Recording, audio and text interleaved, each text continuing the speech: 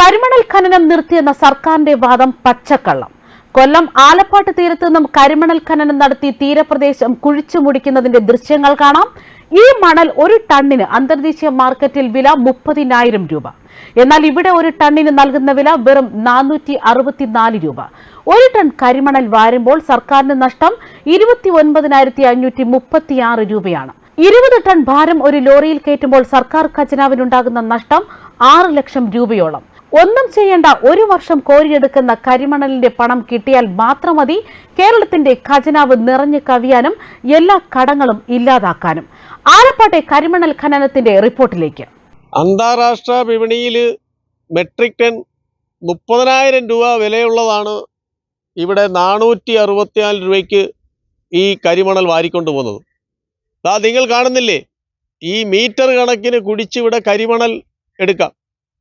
ഇത് ഇവിടെ കേരളം ഭരിച്ച ഇടത് വലത് രാഷ്ട്രീയ മുന്നണികൾ, ഈ സർക്കാരുകൾ കേരളത്തിലെ ജനങ്ങളെ അറിയിപ്പിക്കാതെ ജനങ്ങളെ മണ്ടന്മാരാക്കി ഇത് പുറത്തു വരാതെ ഇവിടുത്തെ മാധ്യമങ്ങൾക്കെല്ലാം കോടിക്കണക്കിന് രൂപ കൈക്കൂലി കൊടുത്തുകൊണ്ട് ജനങ്ങൾക്കാർക്കും ഇതിനെക്കുറിച്ചൊരു അറിവില്ലായ്മ ആക്കിക്കൊണ്ട് ഇവിടുത്തെ ജനങ്ങളെയെല്ലാം അന്യദേശത്ത് അവർ ജോലി തേടി മറ്റ് നാടുകളിൽ പോകേണ്ട സ്ഥിതിവിശേഷമുണ്ടായി.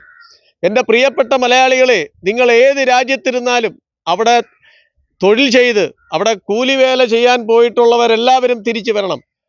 ഇവിടെ കൊല്ലത്തും നമ്മുടെ ആലപ്പുഴയുമായിട്ട് കിടക്കുന്ന കരിമണൽ ഖനനം ചെയ്താൽ നിങ്ങൾക്കെല്ലാം ഈ കേരളത്തിൻ്റെ സമ്പദ്സ്ഥിതി ഗുണകരമാക്കുന്ന ഏറ്റവും വലിയ ഒരു സ്ഥിതിവിശേഷമുണ്ടാകുന്ന ഒരു കരിമണലാണ് നമുക്ക് ഇവിടെ ഉള്ളത്. ഈ മീറ്റർ കണക്കിന് താഴ്ചയിൽ ഈ കോരി എടുക്കുന്നത് ഈ കരിമണലാണ്. ഈ കരിമണൽ ഇവിടെ കേരളത്തിൻ്റെ സമ്പദ് വ്യവസ്ഥയെ ഉന്നതിയിലെത്തിക്കാൻ പറ്റുന്ന ഒരു വലിയ ഒരു സമ്പദ് ഘടന തന്നെ ഉണ്ട് ഈ കരിമണൽ ഖനനം ചെയ്യുന്നത്. നമ്മളെ ആരെ അറിയിപ്പിക്കാതെ ഇവിടുത്തെ രാഷ്ട്രീയ മേലാളന്മാർ ഇടതെന്നില്ല വലതെന്നില്ലാതെ അവർ ഇത് വിറ്റ് അവർ കൈക്കൂലി മേടിച്ചും മാധ്യമങ്ങൾക്ക് കൈക്കൂലി കൊടുത്തും അവരിതാരെ അറിയിപ്പിക്കാതെ കൊണ്ടു നടക്കുന്ന ഒരു കാഴ്ചയാണ് നമ്മൾ കാണുന്നത്. ഈ നോക്കൂ, എത്ര കിലോമീറ്റർ കണക്കിനാണ് ഈ കൊല്ലം ആലപ്പുഴ മേഖലയിൽ കിടക്കുന്ന കരിമണൽ നമുക്ക് ഇവിടെ കേരളത്തിന് കടം മേടിക്കാൻ വേണ്ടി ഓടി നടക്കുകയാണ്. ഇവിടെ മദ്യത്തിനും ലോട്ടറിയും വിറ്റ് മദ്യത്തിനും വില കൂട്ടി ടാക്സ് പിരിച്ചാണ് ഇവിടെ കേരളം ഇപ്പോഴിവിടെ കുറച്ചെങ്കിലും ടാക്സ് ആയിട്ട് കേരളത്തിന് കിട്ടുന്നത്. അതിനേക്കാൾ കൂടുതൽ ഈ ഖനനം ഇത് നിങ്ങൾ കാണുക, ഇത് കുഴിച്ചെടുക്കുന്നത് നിങ്ങൾ കാണാം.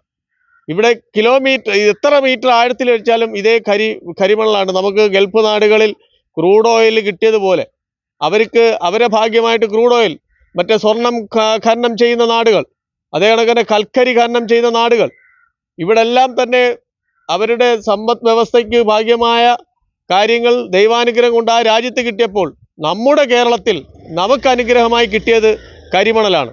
ആ കരിമണൽ നമ്മൾ ആരെയും അറിയിപ്പിക്കാതെ നമ്മുടെ ഇവിടുത്തെ ഭരണകർത്താക്കൾ കോടികൾ കൈക്കൂലി മേടിച്ചുകൊണ്ട് ഇങ്ങനെ ഒരു സമ്പദ് കാര്യവും നമുക്ക് കിട്ടുന്ന അനുഗ്രഹം നമ്മുടെ ജനങ്ങളെ അറിയിപ്പിക്കാതിരിക്കാൻ മാധ്യമങ്ങൾക്കും കൈക്കൂലി കൊടുത്തുകൊണ്ടാണ് ഇരിക്കുന്നത്.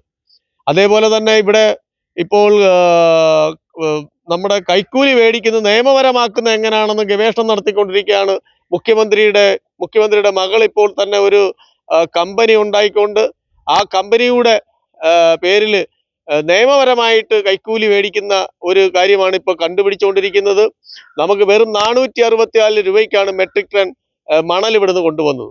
അന്താരാഷ്ട്ര മാർക്കറ്റ് 30,000 രൂപ. 2019 ശേഷം ഏതാണ്ട് 54 ലക്ഷം മെട്രിക് ടൺ മണലാണ് 2019 ശേഷം ഏതാണ്ട് 40,000 കോടി രൂപയോളമാണ് ഇവിടെ നിന്ന് കടത്തിക്കൊണ്ട് പോയിരിക്കുന്നത്. ഇപ്പോഴത്തെ അന്വേഷണത്തിലും അതിൻ്റെ രേഖാമുഖാന്തരവും ഓരോ വിവരാവകാശ പ്രവർത്തകരും പൊതുപ്രവർത്തകരുടെയും കയ്യിൽ കിട്ടിയിരിക്കുന്നത്.